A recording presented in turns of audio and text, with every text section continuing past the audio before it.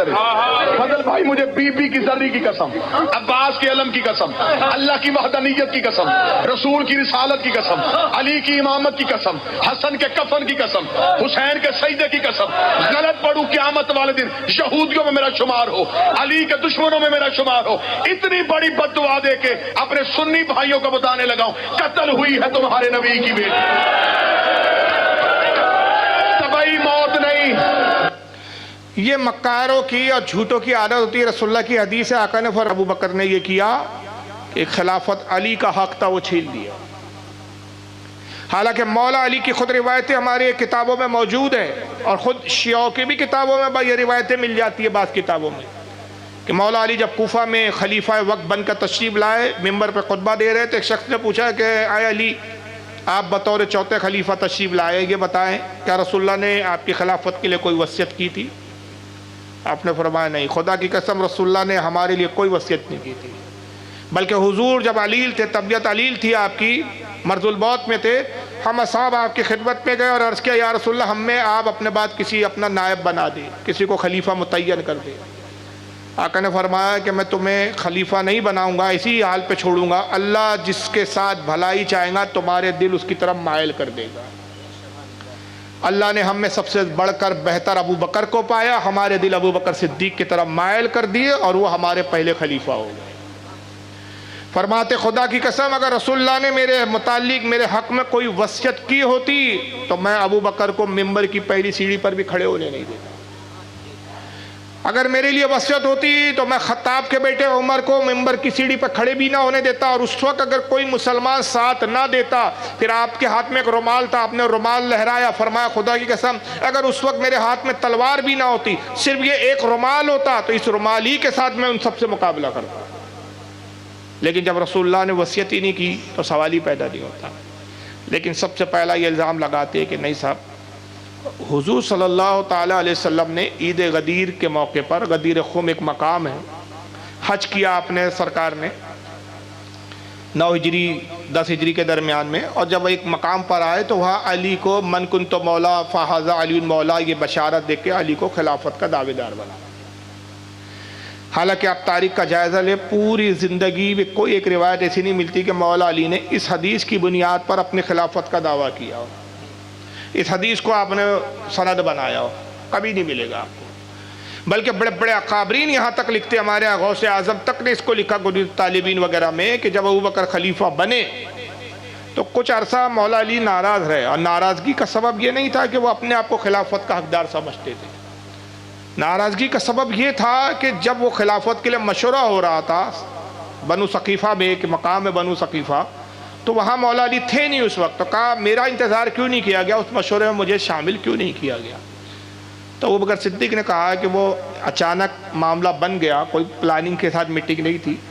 انصار وہاں خلافت کو اور خلیفہ کو لے کے انتشار کر رہے تھے، اختلاف کر رہے تھے، قریب تھا کہ مسلمانوں میں آپس میں خون ریزیاں ہو جاتی. تو وہاں ہم اچانک پہنچے میں اور عمر، اور پھر صحابہ نے مجھ پر میرے ہاتھ پر بیعت میں اس پہ اتفاق کر لیا.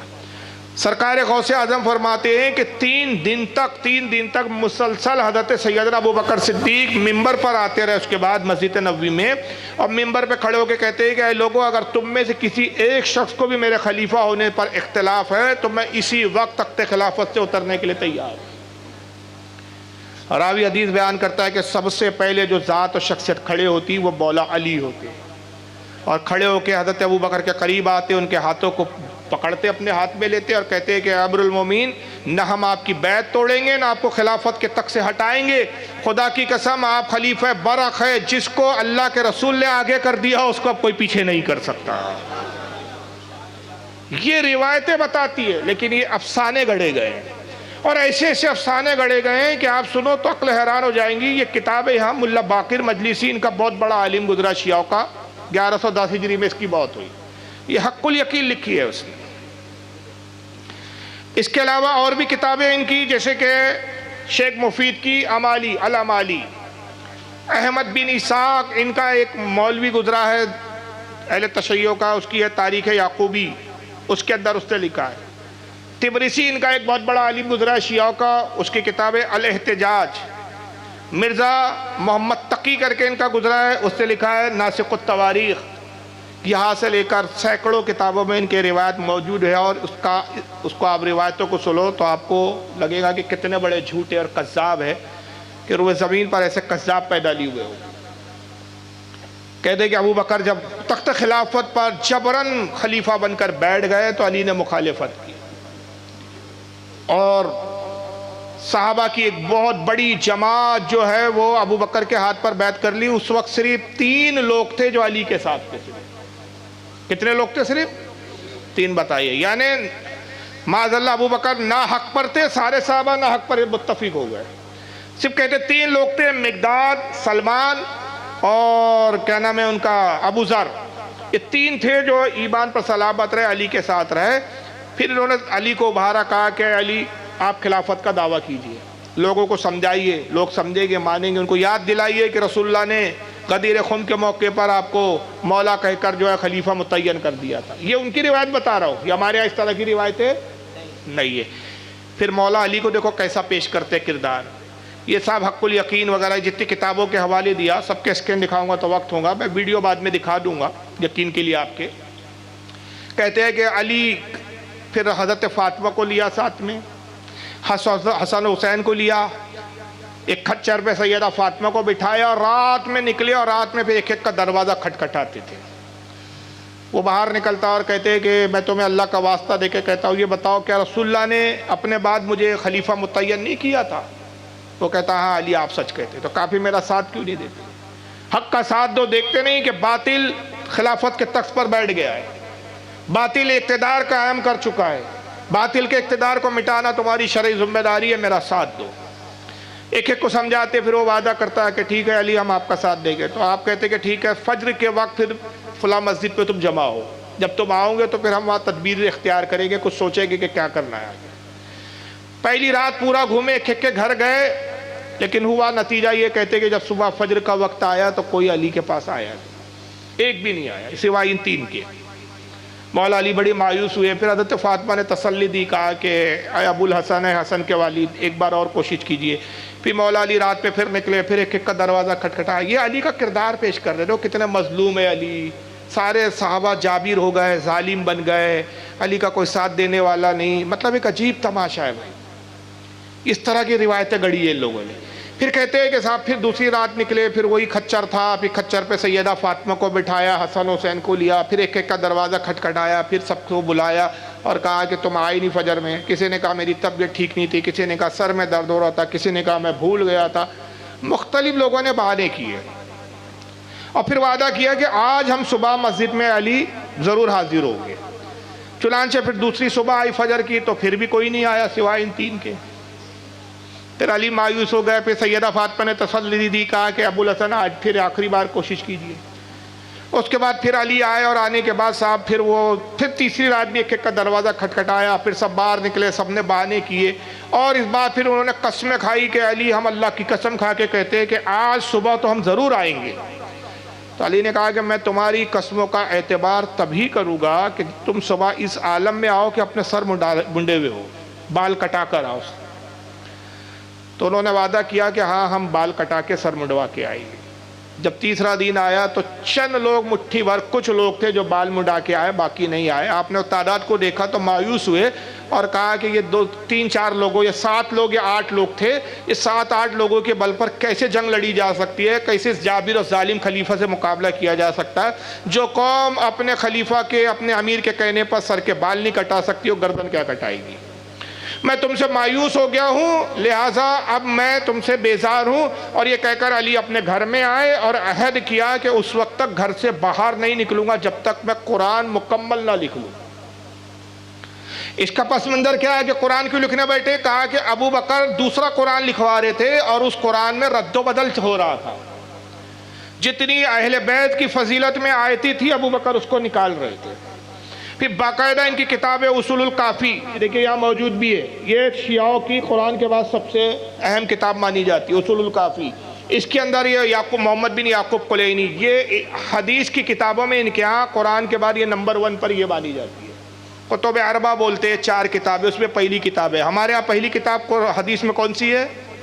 बुखारी, इनका ये उसूलुल काफ़ी है, ये 2 या 3 जिल्दों में आती है। फिर फ़ुरूअ काफ़ी है, फिर रौदतुल काफ़ी है, फिर ऐसी और भी इन्होंने लिखी है, कुल 8 जिल्दों में किताब लिखी है जनाब ने। तो ये उसूलुल काफ़ी में बाकायदा ये तक लिखा गया कि अबू बकर ने जो कुरान की आयतें बदली, आयत असल वाली ओरिजिनल यूँ थी, अबू बकर ने बदल कर यूँ कर दिया। तो कुरान ही ये डुप्लीकेट है साहब, कुरान ही नकली है। तो अली अहद करने लगे। अब इधर अबू बकर सिद्दीक को पता चला कि अली कुरान जमा कर रहे हैं, हमारे कुरान के मुकाबले में एक दूसरा कुरान जमा कर रहे हैं। फिर कहते हैं कि दूसरा ये भी मामला था कि फातिमा, हज़रत फातिमा बाग फदक मांगने गई। एक बाग था जो रसूलुल्लाह सल्लल्लाहु अलैहि वसल्लम को खैबर में मिला था बगैर जंग के, तो हुजूर ने वो हज़रत फातिमा के नाम कर दिया था। तो जब वो बाग मांगने गई तो अबू बकर ने देने से इनकार कर दिया और एक हदीस गढ़ के सुना दी, एक हदीस गढ़ी और गढ़ के सुना दिया कि अंबिया विरासत में मालो दरहम व दीनार नहीं छोड़ते, माल नहीं छोड़ते, जो कुछ छोड़ते वो इल्म छोड़ते, नबी की विरासत तकसीम नहीं होती। कहते सैयदा को बड़ा सदमा हुआ और सैयदा ने फिर अबू बकर सिद्दीक से मुनाजरा किया और कुरान की ये आयत दलील में दी। वो आलम बड़ा मंजर कशी किए। फिर उतने में उमर आए, उमर ने कहा कि रसूलुल्लाह ने अगर बाग तुम्हारे नाम कर दिया था तो कोई तहरीर है, कोई सनद है? तो सैयदा फातिमा ने फिर एक सनद दिखाई, कहा कि ये सनद है जो रसूलुल्लाह ने लिख कर दी थी। जब सनद दी तो हज़रत उमर ने उस सनद को लिया और फाड़ दिया था, फाड़ के कई टुकड़े किए, ज़मीन पर फेंका और उसको अपने कदमों से रोंदना शुरू कर दिया। उस पर थूकते थे और थूक कर उसको कदमों से रोनते थे कि तेरे बाप की सनद की हैसियत हमारे पास ही है। ये हज़रत उमर का किरदार बता रहे हैं, ये अबू बकर का किरदार बता रहे। उसके बाद सैयदा रोते हुए आई, कहते कि इतना सदमा हुआ रसूलुल्लाह की तहरीर के फटने का कि साहब जब आई थी तो जवान थी, बाल काले थे, 28 साल की उम्र थी, और जब घर पहुंची तो ज़ईफ़ हो गई थी, बूढ़ी हो गई थी, बाल पूरे सफ़ेद हो गए थे।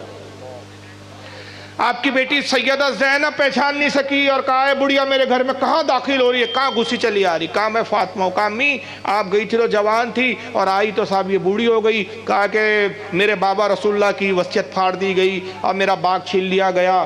तो जाहिर सी बात है कि सदमा मेरे लिए क़यामत से कम नहीं है। ये मतलब कैफियत बताई जाती है। अब इस पर भी अबू बकर सिद्दीक का कलेजा ठंडा नहीं हुआ। फिर यहाँ तक ये कमबख्त लिखते हैं, ये झूठ मक्कार लोग कहते हैं कि अबू बकर ने दूसरा फरमान जारी किया कि देखो ये फातिमा एक फितना खड़ा करेंगी, उधर अली जो है वो खलीफा मानने के लिए तैयार नहीं, और जब तक अली मेरी खिलाफत की बैत ना कर ले अंदेशा है कि आज नहीं तो कल बगावत करेगा, कुरैश उसके साथ खड़े हो जाएंगे, फिर खून रेजी और खाना जंगी होंगी। और उधर हज़रत फातिमा जो है वो फिर लोगों से हमदर्दी हासिल करेंगी कि मेरे बाबा का जो बाग था वो छीन लिया गया, तो फितने का सबब ना पैदा हो। तो ऐसा करो कि अली को जबरन पकड़ के लाओ, गिरफ्तार करके लाओ, मुझसे बैत करवाओ और फातिमा को कत्ल कर दो। कौन हुक्म दे रहा है? ये यकीन हो रहा है क्या आपको? हाँ, ये लिखा गया है, मैं अभी दिखाऊंगा अभी आपको। कहते फिर एक जमात 36 लोग सैयदा फातिमा के कत्ल करने पर आमादा हो गए। और मौलाई भी आजकल ये घोट रहा है, अभी मैं आपको दिखाऊंगा। अभी मैं पहले तमहीद सुना रहा हूँ ये, क्योंकि वीडियो में ये पूरी तफसीलात सुनाएंगे तो उनकी फिर 1-1 घंटे की पूरी वीडियो चलाना पड़ेगा मुझे, वो तवक्त नहीं है। तो पहले मैं सुना दे रहा हूँ, फिर मैं झलकियाँ दिखाऊंगा, तो झलकियाँ देखकर आपके समझ में आ जाएंगे जो मैं बोल रहा हूँ वो बिल्कुल सच बोल रहा हूँ, दलील के साथ बोल रहा हूँ।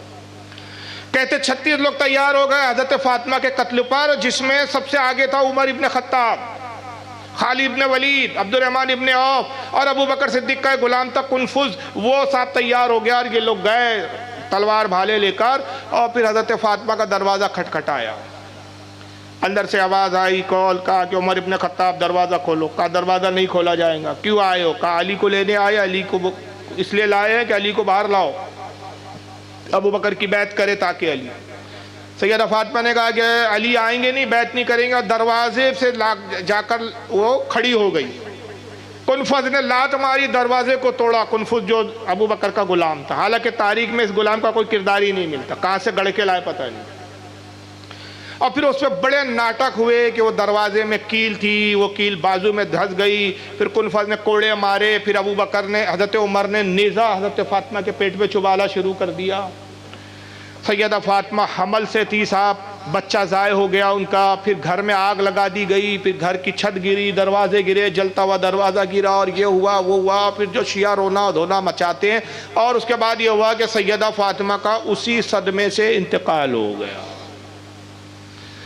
اور ہر سال سیدہ فاطمہ کی ایک تاریخ مناتے ہیں وصال کی، اور اس پر پھر وہ ابو بکر، حضرت عمر اور یہ سارے صحابہ پہ لعن طعن کا سلسلہ چلتا ہے۔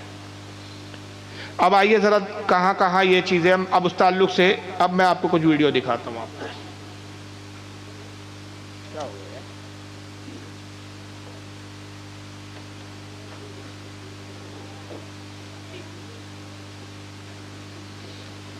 سب سے پہلے تو آپ دیکھیے باقاعدہ ڈرامے تیار کیے جا رہے ہیں آج کل، اور ڈرامے میں وہ ایک کو فاطمہ بنا دیا معاذ اللہ، وہ کالی برقع، نعوذ باللہ کون خبیثہ ہے پتہ نہیں جو فاطمہ کا رول ادا کر دیے، کہاں سیدہ مقدس فاطمہ اور یہ کہاں خبیثہ، اور وہ صحابہ کے کریکٹر رول ادا کر رہے ہیں صاحب، دروازہ توڑا جا رہا ہے، دروازے سے کچلا جا رہا ہے، یہ تماشے ہو رہے ہیں، ذرا دیکھیے اس کو۔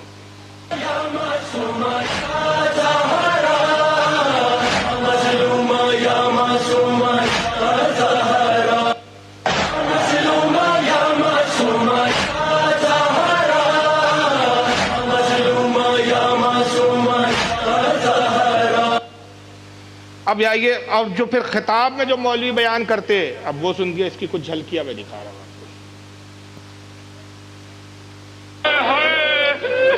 سامنے ہے باب الوہوائد ابو الفضل العباس کا علم، یہ ہے پاک شہزادی کی زرعی، فضل بھائی مجھے بی بی کی زرعی کی قسم، عباس کے علم کی قسم، اللہ کی وحدانیت کی قسم، رسول کی رسالت کی قسم، علی کی امامت کی قسم، حسن کے کفن کی قسم، حسین کے سجدے کی قسم، غلط پڑھوں قیامت والے دن یہودیوں میں میرا شمار ہو، علی کے دشمنوں میں میرا شمار ہو، اتنی بڑی بد دعا دے کے اپنے سنی بھائیوں کو بتانے لگا ہوں قتل ہوئی ہے تمہارے نبی کی بیٹی، موت نہیں۔ یہ مکاروں کی اور جھوٹوں کی عادت ہوتی ہے۔ رسول اللہ کی حدیث ہے، آقا نے فرمایا کہ جو سب سے بڑا جھوٹا ہوتا ہے وہ قسمیں بہت کھاتا ہے، اور ساری قسمیں اس نے وہ کھائی جو شرعاً قسم ہی نہیں ہوتی۔ اللہ کے علاوہ کسی کی قسم کھانا جائز ہی نہیں ہے، علم کی قسم، فلاں کی قسم، کفن کی قسم، اس کی قسم، اس کی قسم، اور قسم کھا کے میں جو کہہ رہا ہوں کہ سنیوں کو بتانا چاہ رہا ہوں کہ تمہارے نبی کی بیٹی طبعی موت، یعنی قدرتی موت نہیں مری ہے، قدرتی موت انتقال نہیں ہوا، قتل کی گئی ہے۔ قتل کس نے کیا؟ آگے آئے گا۔ مسلمانوں نے مارا ہے محمد کی اکلوتی بیٹی کو۔ زہرا کے دروازے پر لکڑیوں کا ایک ڈھیر آ گیا، عبد الرحمن ابن عوف لکڑیاں لگا رہا تھا، خالد بن ولید ہاتھ میں مشعل جلا کے کھڑا تھا۔ میں نے نام لیے ہیں منبر پہ، مجھے زہرا کی غربت کی قسم ہے، یوں لکڑیوں کا ڈھیر لگ گیا، یوں لکڑیاں دیکھی، فضا نے دیوار کے باہر سے دیکھا کہ لوگوں کا ایک ہجوم ہے، علی حجرے کے اندر تھے، زہرا حجرے کے اندر تھی، باہر سے آواز آئی علی کو باہر بھیج ورنہ ابھی تھوڑی دیر بعد گھر کو آگ لگ جائے گی۔ فضا کی آواز مصروف فی جمع القرآن، علی قرآن جمع کرنے میں مصروف ہیں، علی نے قسم کھائی ہوئی ہے جب تک قرآن کو جوڑیں گے نہیں، علی اپنے کاندھے پہ آواز، بی بی دروازہ کھولتی ہیں یا نہیں یہ کہہ کر پھر دروازہ جلا دیا، پھر جل گیا دروازہ۔ کاش فقط دروازہ ہی جلا ہوتا، ابھی دروازہ کچھ جلا تھا، کچھ بچا تھا، ان میں سے ایک نے بڑھ کر دروازے کو لات سے ٹھوکر مار کے گرا دیا۔ جلتا دروازہ جب گرا، روایتوں میں لکھا ہے دروازے کی کیل بیوی کے پہلو میں جا کے پیوست ہو گئی، دروازے کے پیچھے گر گئی۔ انہوں نے پرواہ نہیں کی، نبی زادی در کے پیچھے افتادہ ہے خاک پر، اور گزر کے چلے گئے، دروازہ پھلا۔ وہ شخص جس نے دروازے کو لات ماری، نام تو آپ کو پتا ہے، یہ نام میں لے سکتا ہوں، وہ نام ہے قنفذ۔ اس نے جلتے ہوئے دروازے کو لات ماری اور جلتا ہوا دروازہ سیدہ پر گیا۔ آیت اللہ فضل اللہ کمپانی مرثیہ لکھتے ہیں اس دروازے میں لوہے کی ایک کیل، اس کیل نے سیدہ کا پہلو توڑ دیا۔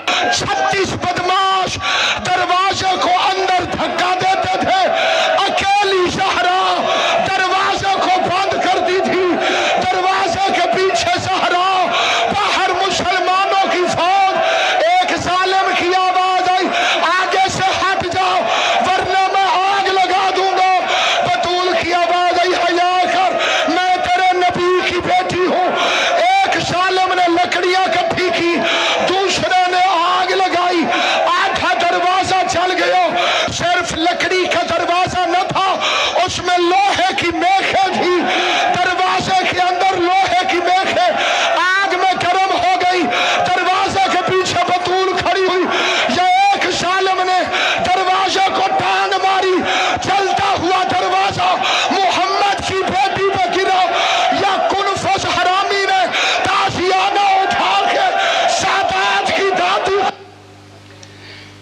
یہ سب نوٹنکی ہے، دروازے میں کیل تھی، دروازہ گرم ہو گیا تھا، پھر یہ ہو گیا تھا، وہ ہو گیا تھا، نعوذ باللہ من ذالک، اللہ کی لعنت ہو جھوٹے پر۔ اب سوال یہ پیدا ہوتا ہے کہ یہ سب ہو رہا تھا، اور یہ بھی دیکھ لیجئے پھر یہ ایک مولوی صاحب کیا بیان کرتے ہیں، ذرا یہ بھی دیکھ۔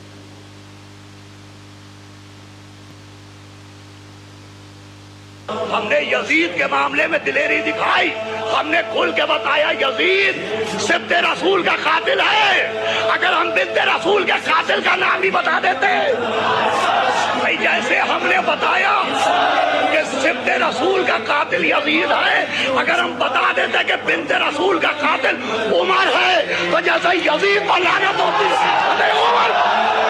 خدا کی لعنت ہو پاک سیدہ کو شہید کرنے والوں پر، خدا کی لعنت ہو ہر اس شخص پر کہ جو ان ظالموں اور قاتلوں کے عمل پر راضی رہا، خدا کی لعنت ہو ہر اس شخص پر کہ جو قاتل سیدہ کو محترم سمجھتا ہے، خدا کی لعنت ہو ہر اس شخص پر کہ جو قاتل سیدہ کے بارے میں اپنے دل میں نرم گوشہ رکھتا ہے، خدا کی لعنت ہو ہر اس شخص پر کہ جو سیدہ اور آل سیدہ کے قاتلوں اور ظالموں کے بارے میں ذرہ بھر بھی احترام کا گوشہ رکھتا ہے۔ یاد رکھیے گا، ناموں سے فرق نہیں پڑتا۔ اگر کوئی شخص شریف النفس ہے، طیب الولادت ہے، طیب الولادت ہے، اور وہ یہ چاہتا ہے کہ محمد مصطفیٰ کے ساتھ مشہور ہو، تو اسے چاہیے کہ فاطمہ الزہرا کے قاتلوں پر صبح و شام لعنت کرے اور ان قاتلوں کے عمل سے اپنے آپ کو دور رکھے۔ سمجھ رہے؟ یہ صحابہ پہ لعنت کرے کون؟ جو شریف النفس ہو، طیب النسل ہو، یعنی پاکیزہ جس کا نسب ہو۔ میں کہتا ہوں تم سے بڑا حرامی کوئی نہیں ہے روئے زمین پر۔ اللہ کی لعنت تو تم پہ برس رہی ہے۔ سنن ابو داؤد کی حدیث ہے، آقا صلی اللہ تعالی وسلم ارشاد فرماتے ہیں جب کوئی کسی پر لعنت بھیجتا ہے تو لعنت پہلے آسمان کی طرف جاتی ہے۔ فرشتہ پوچھتا ہے آسمان کا کہ اے لعنت کس کے لیے آئی ہو؟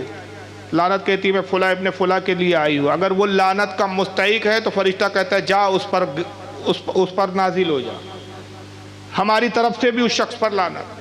اور اگر وہ مستحق نہیں ہوتا تو فرشتہ کہتا ہے کہ اے لعنت جس کی طرف تجھے بھیجا گیا، جس کی طرف تجھے روانہ کیا گیا، وہ لعنت کا مستحق نہیں، جس نے بھیجا اسی پر گر جا، اسی پر نازل ہو جا۔ تو یہ تو طے ہو گیا کہ حضرت عمر پر تو اللہ رسول کا یہ انعام ہے کہ پہلوے رسول میں آرام کر رہے ہیں، ابو بکر پہلوے رسول میں ایمان جو ہے آرام کر رہے ہیں۔ لعنت کے تم جھوٹے مستحق ہو، لعنت جاتی ہے اور تمہیں پہ نازل ہوتی ہے۔ یہی وجہ ہے کہ ہر سال سینے پھاڑنے میں تمہارا اضافہ ہوتا جا رہا ہے۔ مگر مجھے بتائیے یہ کس سے یقین کرنے لائق ہے؟ اور اگر کوئی کہے کہ نہیں ایسا ہوا ہے تاریخ میں، تو پھر ایک چھوٹا سوال ہے کہ وہاں علی موجود تھے، مولا علی موجود تھے، تو کیا مولا علی کے سامنے سیدہ فاطمہ کے ساتھ یہ سلوک کیا جا رہا تھا آپ اس کو گوارا کر سکتے تھے؟ بھئی تصور کر سکتے ہو آپ؟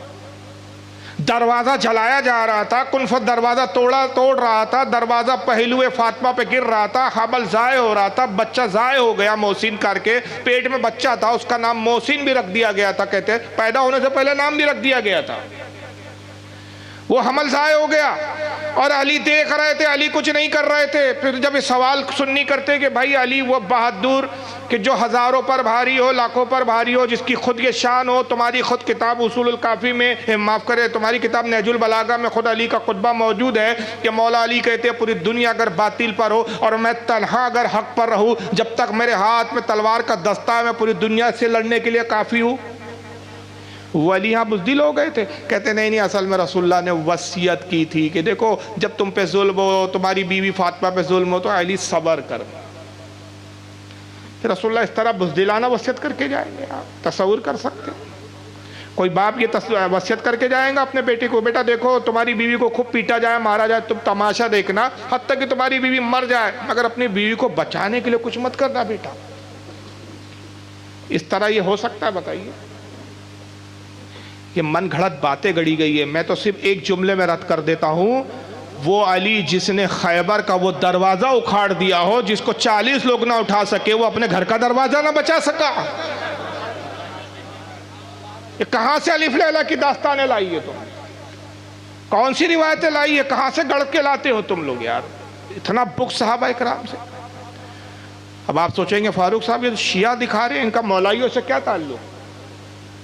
دو باتیں عرض کروں گا۔ پہلی، جن حرام خوروں کا یہ عقیدہ ہو کہ جو ہمارے صحابہ پر لعنت بھیجنے کو ضروری سمجھتے ہو. وہ کہہ رہا ہے نا کہ جو شریف النفس ہو، طیب